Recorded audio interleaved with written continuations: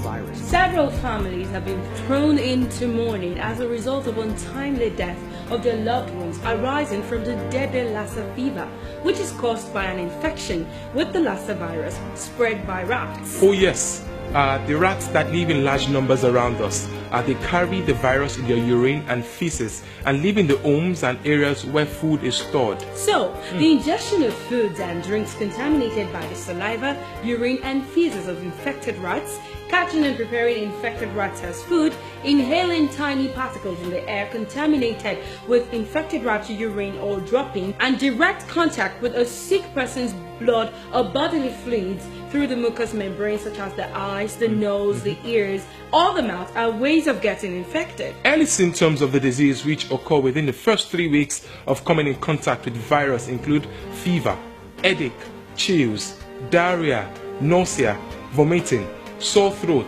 backache and joint pains.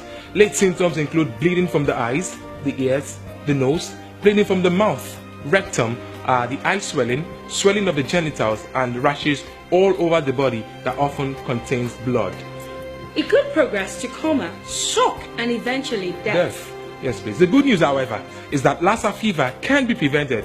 Oh yes, early detection and diagnosis greatly aids treatment, preventable death, and curtails further spread of the virus. We should know, however, that preventing Lassa fever in the community is first about preventing the source, and that is why it's important to observe good personal hygiene by keeping our houses clean and the environment as well, so as to discourage rodents from entering our homes. Some more measures that can be put in place is to avoid contact between rats and human beings by blocking out all rat hideouts. Options of fumigation can also be looked at for some bushy environments. Absolutely. Please ensure you dispose your waste properly and clean the environment so that the rats are not attracted.